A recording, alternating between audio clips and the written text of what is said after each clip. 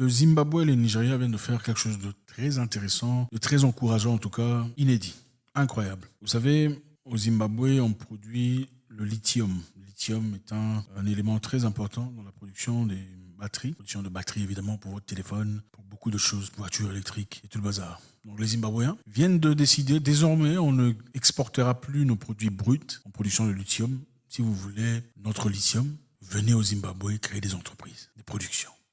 Fort, n'est-ce pas? Pas seulement le Zimbabwe, le Nigeria aussi vient de faire exactement la même chose et c'est très encourageant. Je pense qu'il arrive un moment où il faut prendre les bonnes décisions. Okay? Et pour ceux qui ne savent pas, l'utilisation la plus importante de lithium concerne les batteries de recharge des téléphones portables, les ordinateurs portables, les appareils photo numériques, les véhicules électriques. Le lithium est également utilisé dans certaines piles de rechargeables pour plus de choses comme stimulateurs cardiaques, des jouets et des horloges. Donc, pour ceux qui prône l'énergie nouveau, l'énergie green. Donc, c'est emphatique. Le monde qui arrive aujourd'hui aura essentiellement besoin de lithium. Et pour un pays comme le Zimbabwe qui a longtemps été frappé par les sanctions illégales et injustes, inhumaines, je pense que voilà, les choses sont en train de se retourner. Je pense qu'on va pouvoir décortiquer pour comprendre un tout petit peu comment on essaie de nous manipuler. Donc depuis très longtemps, les gouvernements, vous savez, de l'autre côté, ont toujours voulu chercher un moyen par lequel assujettir la population africaine dans un seuil de pauvreté éternel. En tout cas, chercher un moyen de garder tout le monde sous le seuil de pauvreté ou sous la demande naturelle des ressources. On dit ici que le gouvernement zimbabwéen a interdit toute exportation de lithium. Cela survient après que le gouvernement a déclaré qu'il perdait 1,7 milliard d'euros en exportant sous forme de minerais bruts et en ne le transformant pas en batterie dans le pays. Le Zimbabwe possède la plus grande quantité de minerais en Afrique et en a assez pour répondre à 1/5 de besoins mondiaux, selon le gouvernement. Cependant, il en passe de devenir l'un des plus grands exportateurs de lithium au monde. Le gouvernement dit qu'il devrait lancer sa propre industrie de batteries plutôt que de permettre aux entreprises étrangères de dominer la production de batteries. Donc voilà comment ça fonctionne. Vous savez, généralement, on vient chez vous pour chercher tout ce qu'on a à chercher, comme minerais, comme pétrole, comme gaz, comme lithium, comme cobalt et tout le reste. On vient chez vous comme cacao d'ailleurs. On vient chercher le brut chez vous. On l'emmène chez nous en Europe. On transforme, on manipule, on lustre, on prépare et ensuite on vient vous vendre le produit fini. Donc finalement, vous nous le vendez à un prix dérisoire, un prix très bas, pour que finalement nous vendions à un prix extrêmement cher. Pas seulement vivre à un prix extrêmement cher et faire beaucoup de bénéfices et des résultats, mais aussi créer l'industrie. C'est-à-dire créer des jobs chez nous en Europe, créer des opportunités pour ceux qui travaillent dans les industries, créer des opportunités pour ceux qui sont les distributeurs, les middlemen, vous voyez un peu. Pendant qu'en attendant, en Afrique, on est là aussi, on a juste produit les histoires. Et c'est une chose qui doit changer. Ça s'est passé depuis beaucoup trop longtemps. Okay, dans le pétrole, dans le Nigeria, d'ailleurs, à un moment donné, on ne parlons pas seulement du Nigeria, y compris l'Angola, on a découvert des tuyaux de production de pétrole, c'est-à-dire des tuyaux pour tirer le pétrole, des tuyaux qui ne sont pas répertoriés par le gouvernement. Vous voyez un peu. Dans des tuyaux qui produisent le pétrole, et le pétrole va directement dans un bateau, le pétrole brut, hein, ça vient du pays, à travers l'eau, ça va directement dans un bateau, et le bateau s'en va. Donc, finalement, c'est à l'arrivée, peu importe où ça va, en Chine ou ailleurs, ou en Europe, c'est à l'arrivée qu'on dira, OK, on a pris autant de pétrole, autant de minéraux. Bon, qui est là pour vérifier si c'est vraiment ça ou pas? Vous voyez un peu comment on regarde l'Afrique dans la pauvreté et la misère. C'est ça. C'est comme ça qu'on regarde l'Afrique dans la pauvreté et la misère. Donc, au lieu de répertorier les choses légalement, au lieu de dire, bon, OK, désormais, on va travailler de manière ouverte et transparente, voilà autant de choses qu'on emmène. Ils font ça de manière illicite et c'est à l'arrivée qu'ils vont dire, OK, on a pris autant de produits. Donc, faites-nous confiance. Comme nous sommes des gens bien, nous sommes tout ça différents, on a des yeux bleus. Il faut nous faire confiance parce qu'on ne peut pas mentir, quoi. Bon, bref, finalement, et comme on a des dirigeants qui sont un peu pourris, quand ils reçoivent un peu d'argent par rapport à leurs transactions, ils disent, bon, OK, moi c'est bon, hein, j'ai siroté du champagne, le reste de la population, on peut souffrir, c'est pas grave. Parce que c'est ça la mentalité de beaucoup d'Africains, malheureusement. On se dit, bon, le pays va bien. Du moment que moi, je sirote du champagne, je voyage en business class, je prends du first class, je dors dans des suites, bon, le pays va bien. Le reste du monde peut souffrir, peut rire, vivre dans des difficultés incroyables. Du moment que moi et ma famille, on va bien, on a un G-Wagon, c'est ça.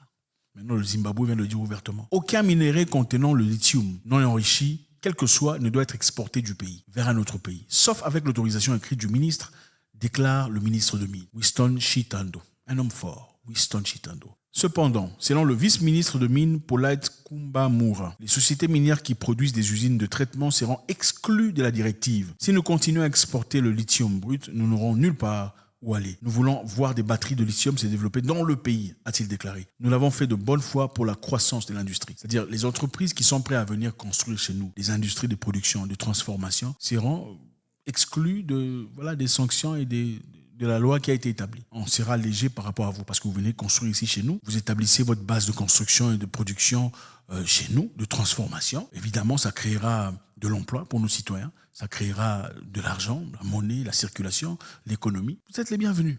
Pour le reste, qui veulent venir ici puiser tout ce qu'il y a à puiser pour aller ailleurs, enrichir la France, l'Angleterre, l'Allemagne, tout le bazar, et pendant que nous vivons dans des difficultés incroyables, désolé, il faudra un homme fort pour faire ça. Vous savez que le Zimbabwe a été frappé pendant très longtemps par des sanctions incroyables. Personne n'a eu pitié d'eux.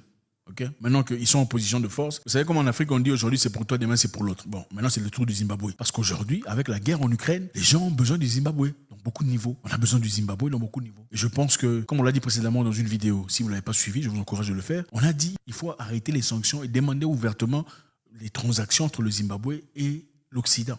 Et on va accepter. Il ne faut pas avoir honte. Donc encore une fois, le lithium est très important pour la production du stockage de batteries, c'est-à-dire vos téléphones, vos voitures électriques, vous aimez les Tesla et tout ça, lithium, on en a besoin. Donc on a besoin de lithium pour la création de batteries, on a besoin de cobalt, de nickel et certains minéraux qu'on trouve généralement en Afrique, qui sont en abondance dans nos terres, qui ont été bénies. 2. Le gouvernement fédéral du Nigeria a rejeté l'offre de Tesla d'acheter le lithium brut dans le pays parce qu'il n'est plus intéressé à permettre aux entreprises étrangères d'exploiter les ressources minérales du pays et les expédier sans l'ajout de valeur locale. Très bien. Le gouvernement estime également qu'au lieu d'exporter des ressources minérales, les investisseurs étrangers devraient plutôt être encouragés à citer des usines de fabrication dans le pays, à utiliser les ressources comme matière première pour reproduire dans le pays afin de créer des emplois et d'accroître le produit intérieur brut dans le pays, c'est-à-dire le PIB du pays. Évidemment, quand on produit dans le pays, là on accroît le PIB du pays. On ne peut pas venir chez quelqu'un seulement prendre sans investir. Pendant que les gens vivent dans le noir, il n'y a pas de robinet, il n'y a pas d'eau. C'est pas comme ça que ça fonctionne. Et je pense qu'il est temps que les gens commencent à se lever et dire ouvertement ce que beaucoup pensent, très doucement, très silencieusement. Il faut venir produire en Afrique.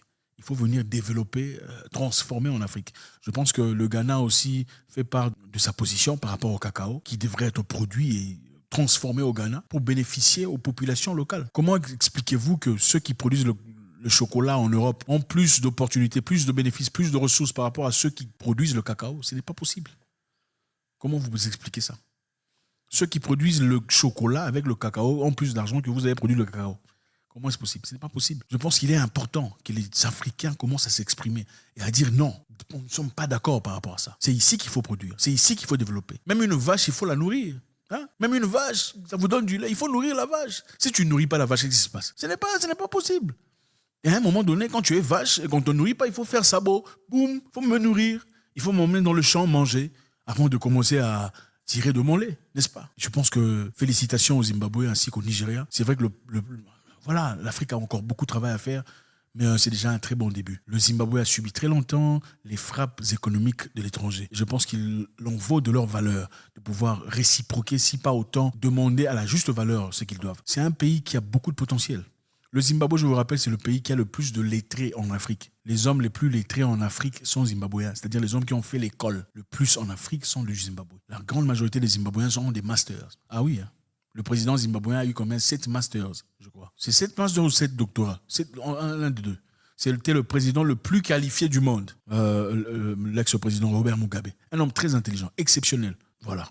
Mais un pays qui a autant de gens intelligents, si c'est ça l'intelligence, mais qui vit dans des conditions complètement atroces, incroyables. Pourquoi? À cause des sanctions qui ont été affligées. Pourquoi les sanctions ont été affligées? Parce que le président Mugabe avait décidé de retirer les terres des Européens qui vivaient au Zimbabwe. Ces Européens vivaient là comme fermiers et tout le bazar. Ils avaient toutes les grandes terres. Les terres fertiles appartenaient aux Européens qui vivaient au Zimbabwe. Mais malheureusement, pendant qu'ils travaillaient et produisaient de l'argent ne rentrait pas dans l'économie zimbabwéenne. L'argent qu'ils produisaient allait en Angleterre et ailleurs. Donc vous venez chez nous sous prétexte que ok, nous allons produire de la nourriture pour vous. D'accord, vous le faites, mais ensuite, vous faites des bénéfices et vous envoyez l'argent chez vous. Ce n'est pas le pays que vous construisez, c'est vos poches à vous. Alors c'est en ce moment-là que le président Robert Mugabe se dit « Niet, c'est bon ». Désormais, on prend les terres pour équilibrer. Ils ont pris les terres et après ça, il y a eu sanctions. Donc le Zimbabwe n'a pas été nécessairement mal géré. La Zimbabwe subit jusqu'à aujourd'hui des sanctions incroyables. Après la mort du feu président Robert Mugabe, les sanctions sont toujours là.